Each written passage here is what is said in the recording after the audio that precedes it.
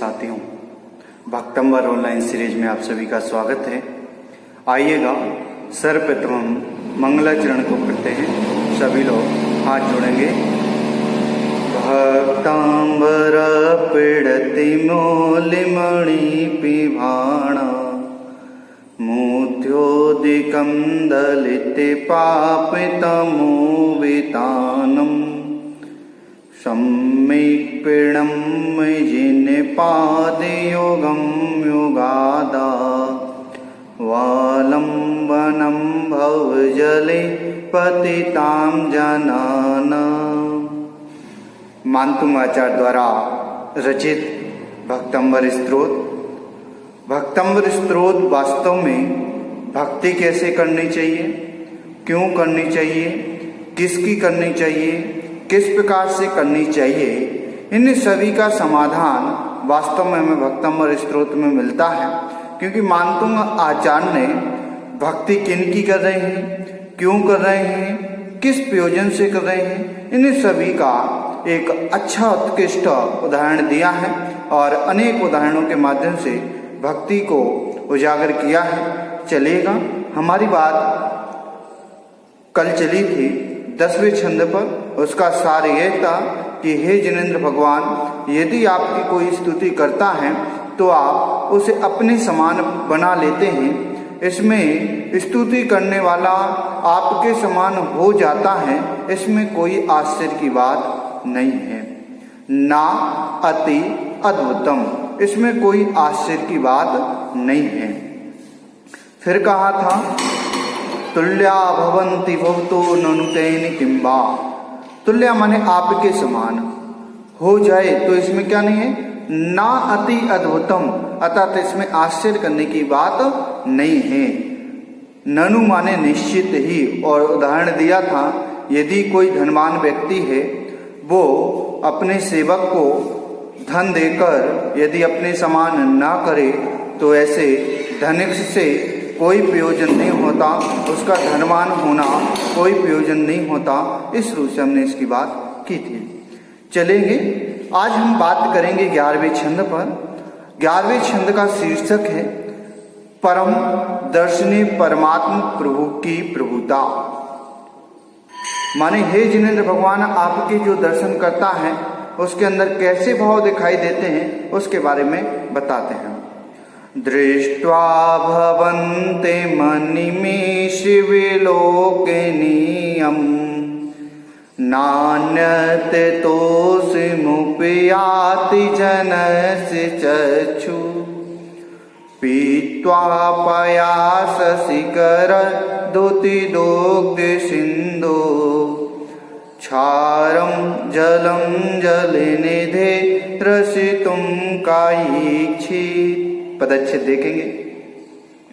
दृष्ट्वा भवन्तम अनिमेष विलोकनीयम ना अन्यत तोषम माँ भी ले लेंगे, तोषम उपयाति जनस्य चक्षु पीत्वा पया शशिकर धुति दुग्ध सिंधु क्षारम जलम जल निधे, विसर्ग हो जाएगा, राजो है उसका विसर्ग बन जाएगा, असितुम कायीक्षित्। देखो यहां पर क्या बताया, यहां पर बताया दृष्ट्वा भवन्त मनिमेष विलोकनीयम। हम अर्थ यहां से करेंगे अनिमेष विलोकनीयम। देखो निमेष का अर्थ वास्तव में हम देखें तो निमेष का अर्थ होता है कि आंख की जो पलक है ना, इसका अर्थ होता है निमेष। परंतु आ लग गया तो आ होता है रहित के अर्थ में, बिना पलक झपकाए कैसा, विलोकनीयम, आपको देखता रहता है, आपके देखने योग्य, बिना पलक झपकाए देखने योग्य, भवंतम आपको, दृष्ट्वा देख कर। हे जिनेंद्र भगवान, आप बिना पलक झपकाए मात्र एक टकटकी से लगाकर देखने योग्य हैं। नान्यत ना मने नहीं, अन्न कोई, अन्यत मने अन्न कोई, जनस्य चक्षु अर्थात लोगों के चक्षु, नान्यत अन्न कहीं, तोषम तोष को, संतोष को, सुख को, उपयाति प्राप्त होते हैं। हे जिनेंद्र भगवान, आपके जो दर्शन करता है वह आपकी छवि को एक टकटकी लगाकर देखता रहता है। जैसे ही आपको देख लेता है तो उसको अन्य कहीं पर, उसके जो जनस्य चक्षु लिखा है, ऐसे जनस्य चक्षु अन्य कहीं पर भी उसको सुख शांति आदि नहीं देते। फिर कहा पीत्वा पया शशिकर दुति दुग्ध सिंधु। देखो दुग्ध सिंधु, दुग्ध सिंधु का अर्थ होता है, दुग्ध का अर्थ होता है दूध के समान, परंतु दूध के समान सिंधु माने समुद्र। कि दूध के समान समुद्र कौन है, कि दूध जितना स्वच्छ कौन दिखाई देता है, क्षीर। जाना, क्षीर समुद्र जो है वह दुग्ध के समान कैसा होता है, बिल्कुल साफ होता है। देखो दुग्ध से यहाँ पर तात्पर्य नहीं लेना कि वो वाइट होता है, नहीं, वाइट नहीं होता, वो तो दुग्ध जैसा होता है। क्षीरोदधि का वो समुद्र है, जंतुओं से रहित होता है, मनुष्यों से रहित होता है, हाँ, उसमें कोई स्नान करने नहीं जाता। ये दुग्ध सिंधु का अर्थ ये है। फिर कहते हैं दुग्ध सिंधु शशिकर धोती, चंद्रमा के समान कांति वाला। कि चंद्रमा की कांति सबको क्या होती है, सुख देने वाली होती है।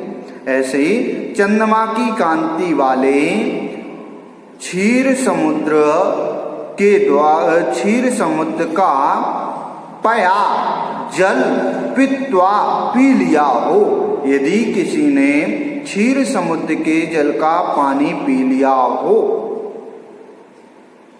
फिर कहते हैं निधि असितुम, जानना, जल निधि क्षारम जलम।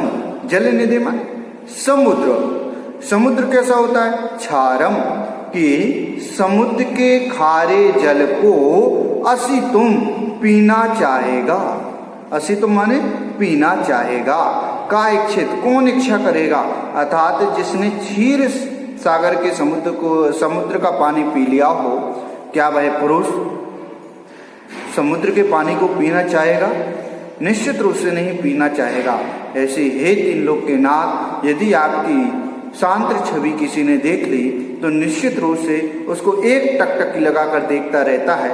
इस रूप यहाँ पर हमें जानना चाहिए। देखो अनिमेष विलोक नियम, पुनः देखेंगे, अनिमेष विलोक नियम, बिना पलक झपकाए, एक पलक से बिना टस के मस हुए देखने योग्य, भवंतम आपको, दृष्टा माने देखकर, जनस्य माने मनुष्यों के, चक्षु माने नेत्र, अन्यत्र अन्य कहीं पर, तोषम संतोष को, उपयाति प्राप्त नहीं होते।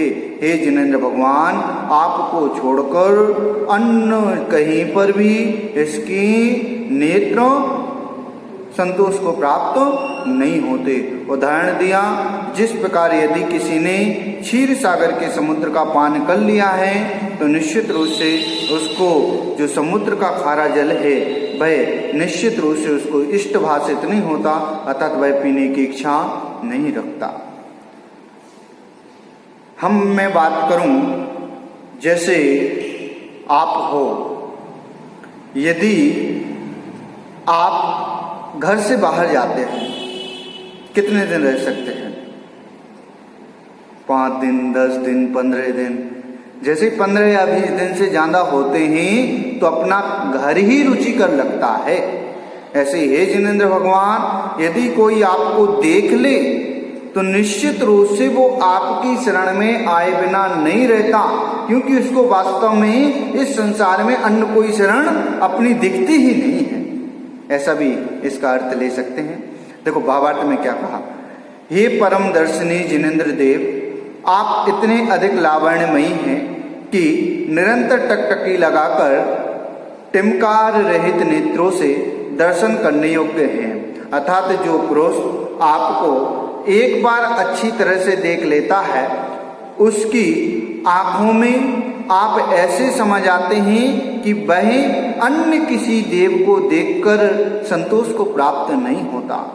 जिस प्रकार चंद्रमा की शुभ किरणों वाला कांति के समान धवल सिर मधुर जल को पीकर कौन पुरुष ऐसा होगा जो क्षीर सागर के समुद्र को चखने की इच्छा करेगा, अर्थात कोई नहीं। अर्थात यहाँ पर कहा गया, हे जिनेंद्र भगवान, आपकी शरण ही वास्तव में इस दर्शन करने के योग्य है। अर्थात निश्चित रूप से संसार में यदि कोई दर्शन के योग्य है तो मात्र एकमात्र जिनेंद्र भगवान ही दर्शन के योग्य हैं। इस रूप से यहाँ पर कहा गया। सभी लोग एक बार छंद को पढ़ेंगे। दृष्ट्वा भवन्ति मनिमीश विलोकिनीयम् नान्यते तोषमुपयाति जनस्य चक्षु पीत्वा पयास शिखर दुतिदोग्ध सिंधु क्षारं जलं जलनिधे रसितुं कायीक्षित। ऐसी ही प्रभु मेरी भी दृष्टि हो कि मैं आपकी छवि को निरंतर देखता रहूं, जिससे जिन दर्शन कर निज दर्शन पा, अर्थात जिन दर्शन करके अपने भी दर्शन पा सकूं। इस प्रकार के यहाँ पर भाव कहे गए हैं। निश्चित रूप से यह छंद हमें प्रतिदिन जिनेंद्र भगवान के सामने जब जाते हैं तो हमें बोलना चाहिए, और निश्चित रूप से भक्तंबर स्तोत्र के प्रत्येक छंद निश्चित रूप से भक्ति साहित्य के लिए अपूर्व कीर्ति है, ऐसा हमें जानना चाहिए। जय जिनेंद्र।